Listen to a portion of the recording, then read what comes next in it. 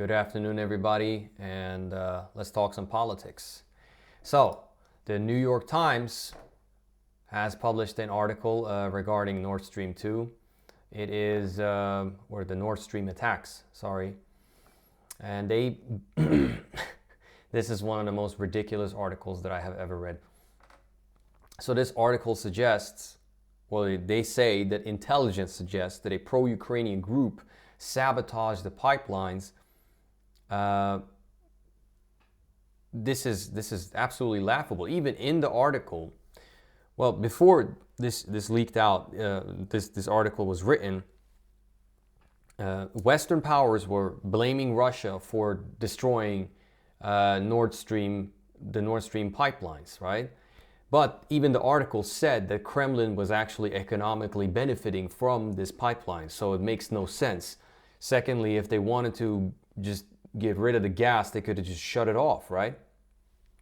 And now this article is saying a pro-Ukrainian group or Russian nationals that are anti-Putin, that is to say working with the Ukrainians, similar maybe to the RDK guys, right, that attacked the border town in Russia. And we're going to actually connect the dots here, okay? I believe, like some other analysts as well, but I believe they actually blame the Ukrainians right now for this attack, or pro-Ukrainian elements, as they say, because they know that the Ukrainian project is going to hell. It's not working their way, right? So they need a scapegoat. I personally don't think Zelensky's gonna be the scapegoat because they built him as a figure that, that's larger than life type thing. I believe that they're gonna blame the extremists that are around him. And that's the funny thing with extremists, right? They're useful idiots. As far as tools to carry out geopolitical interests, they don't always succeed, but they're good people that you can just, throw into the slaughter, basically. Then if things doesn't work out the way they do, well, they're extremists. They're erratic. They're crazy. You can, shift the blame on them, right? Solely, at least, right? So that's what I believe is going on. And the thing with the Russian the right-wing neo-Nazi Russians that attacked that border town, if you notice what Dennis something, I forgot his last name, said in that article in the Financial Times, he said that the Ukrainians gave me and my group the green card to do this. Without them, I couldn't have done it. But the Ukrainians are now saying we didn't give him a green card, a pass to attack this border town and kill these people or whatever. And I think that Western media is setting up a picture of the Ukrainian government as basically erratic, that they are making decisions without the U.S., and the EU knowing these decisions, basically, which the article here as well is saying. The U.S. official in this article said that we don't have a say-so in most decisions or in any decision that the Ukrainian government is doing, which is absolutely ridiculous. Most decisions that are made by the Ukrainian government gets the blessing from the United States as well as the European Union, but mainly the United States. So that's it's a puppet government, And it says here, the U.S. officials declined to disclose the nature of the intelligence, how it was obtained, or any details of the strength of the evidence it contains. They have said that there are no firm conclusions about it, leaving upon the possibility that the operation might have been conducted off the books by a proxy force with connections to the Ukrainian government or its security services. Also the dumbest thing I've heard. This has to been made, this attack, this terrorist attack, must have been committed by a state entity of some sort. Not some guerrilla army or whatever. Like, it's impossible. You need good equipment to carry out this operation. And as Seymour Hersh was exposing, the Norwegians have pretty good equipment when it comes to this stuff. The Swedes were involved as well. In fact, government media actually briefly wrote about Swedish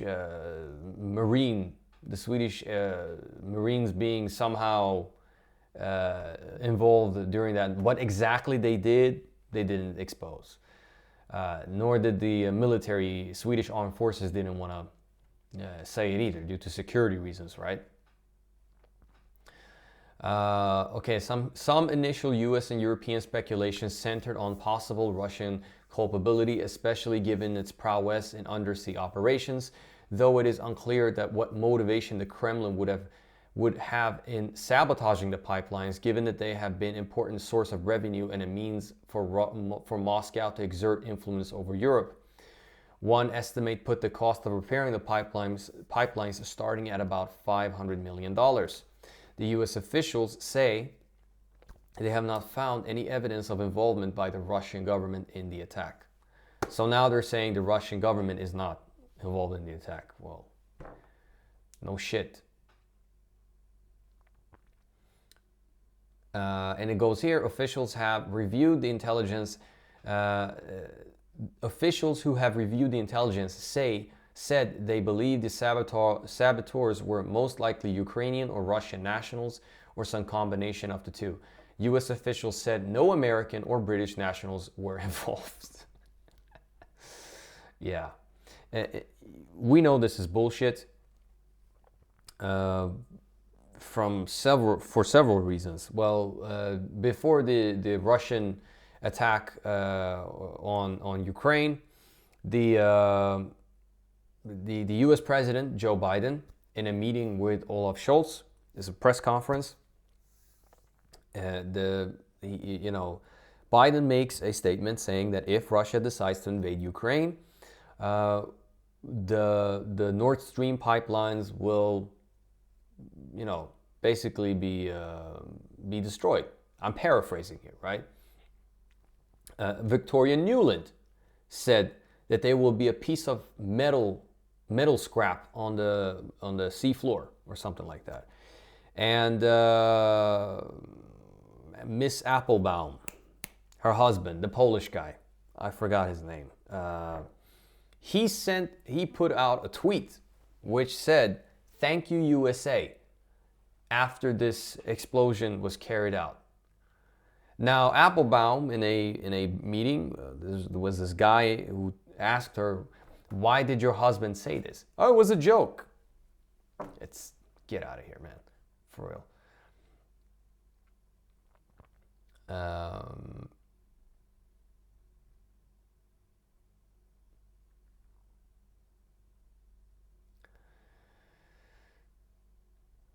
Yes, so now I've spoken about Olaf Scholz and the whole thing. Like I said, I find it extremely laughable. And the worst part is, the United States did this to an ally, Germany. Of course, Russia took a hit, but Germany, who is their ally, they sabotaged the German economy. And what does Olaf Scholz do?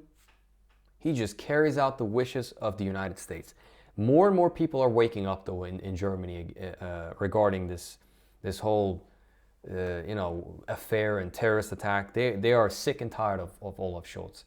And I hope the German people will hold the current German government as well as the United States accountable for this. Because, as I said, you cannot trust the United States when it comes to alliances or friendship. In other news, we have also heard that the Wagner Group have occupied or encircled the eastern part of Bakhmut. The encirclement of the small city is pretty much done, I think. So there are also things going on in Georgia. In Georgia, the Georgian government wanted to pass a legislation, a foreign agents bill, right? And a lot of these pro-European Union, pro-Western Georgians came out in the streets and protested against this foreign agents bill. And this foreign agents bill, I think, outlined that only less than 20% of your funding can come from foreign entities or countries, basically. And those who had a little bit of eyesight on the Caucasus as well as other places surrounding Russia, you would know that CIA, the NED, the USAID, and all these letter combination organizations, they have been involved in funding a lot of so-called pro-democracy movements. But they obviously have an ulterior motive. We know this is about privatization. We know this is about plundering these countries of their resources. We know this is about destabilizing Russia. And how do we know this? Because the RAND report said so. Okay? The RAND report specifically actually talked about, I'm talking about the old RAND report, that from 2019, that destabilizing Russia from its peripheries, right? We're talking the Caucasus, Central Asia, and this is nothing new. In the 1990s, the CIA was involved in, supporting Chechen jihadists in the Chechen Civil War to destabilize Russia as well. Dilyana Gaitsandzeva, the Bulgarian journalist, exposed how the United States actually had built, biolabs in these, in for example, Georgia, but also Ukraine. And in fact, the United States, Victoria Nuland, in a congressional hearing, if I remember it correctly, in 2022, she admitted that there were biolabs in Ukraine. But she said that the Russians were going to use these biolabs for a false flag attack. Complete nonsense, right? But I want to talk about the hypocrisy when it comes to this so-called Putin-style bill, as they call it, right? Because this law or this bill exists in a lot of countries, actually. The United States has a similar law. Or it says here, it's called FARA, right? Which is the Foreign Agency Law. It stands for Foreign Agents Registration Act. So, FARA requires certain agents of foreign principals who are engaged in political activities or other activities specified under the statute to make periodic public disclosure of their relationship with the foreign principal, as well as activities, receipts, and disbursements in support of those activities. So you have to show where you get your funding from. And there is no way the United States is allowing, for example, the Chinese government or Russian government to fund what they would deem maybe as opposition groups of some sorts, right? So, this exists all over the world, most countries at least, indirectly or directly. But anyway, the Georgia government abandoned this bill, but I think there's still protests still going on out there. But it says here, the continuous legislation would have required all organizations that receive more than 20% of their funding from abroad to register as foreign agents. Okay, so they have to register as foreign agents. Sorry, I thought they were not allowed to. But yes, they're even allowed to. So they have to register as foreign agents. That's how it is. The article continues. This is from Politico. The Georgian law was widely viewed as inspired by Vladimir Putin's regime in Moscow. In 2012, the Russian president signed off on a legislation tightening control on civil rights groups funded from abroad, which was seen as an attempt to crack down on dissent. Last June, the Duma, Russia's lower house of parliament, approved another bill imposing draconian restrictions on individuals and organizations under foreign influence. The withdrawal of the bill is a blow for Putin, who has long viewed Georgia a former Soviet state as within Russia's sphere of influence. Now, this is the dumbest shit. Among anti-Russian people and analysts and political elites here in the West, they often talk about how, Vladimir Putin wants to establish the Soviet Union because he said in a speech that, the collapse of the Soviet Union was the greatest geopolitical disaster of all time. Now, he did say it, but you have to say, quote, the whole quote. And if I remember it correctly, he said that reestablishing the Soviet Union would be an idiotic thing to do. He does not care about establishing the Soviet Union. Russia cares about protecting Russian-speaking minorities outside of Russia. The Ruski Mir, the Russian world, as they call it.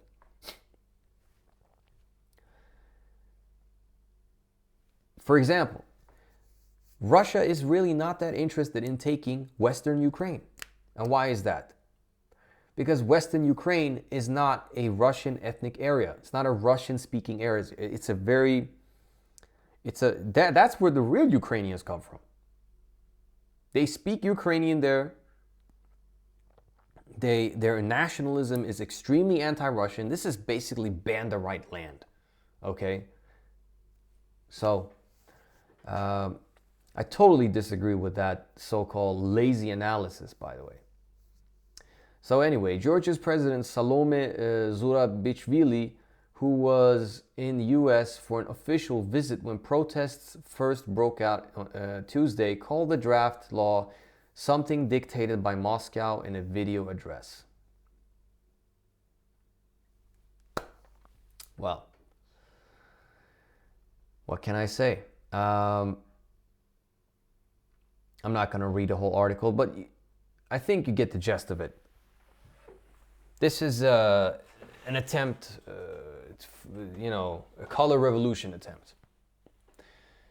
Georgia has been a hotspot for this before, and I hope they don't fall for the same nonsense, but I think they will anyway. In 2008, Georgia, this was not Russia who said this, by the way. The European Union Commission and the UN said that Georgia started the 2008, 14-day war or some stuff like that? It was a very short war, by the way, with Russia, right? They started shooting at Russian border patrol guys, peacekeeping forces. In response, Russia defeated the Georgian military and the occupied Ossetia and Abkhazia and made these into independent republics. So don't do this again, Georgia. But you don't seem to learn from your mistakes. A lot of Georgians have joined the Foreign International Legion, the Georgian Legion as well, and they have committed a lot of human rights abuses in places like Ukraine, but they've also been active in Chechnya, actually. So that's what's going on. And to finish off with the whole, Nord Stream event, Lavrov said something really good. It's incoherent babble. That's exactly what it is. So yes, I want to thank everybody for listening. Please give the video a like, share, subscribe to the channel, hit the notification bell, and I'll see you in the next one. Stay blessed.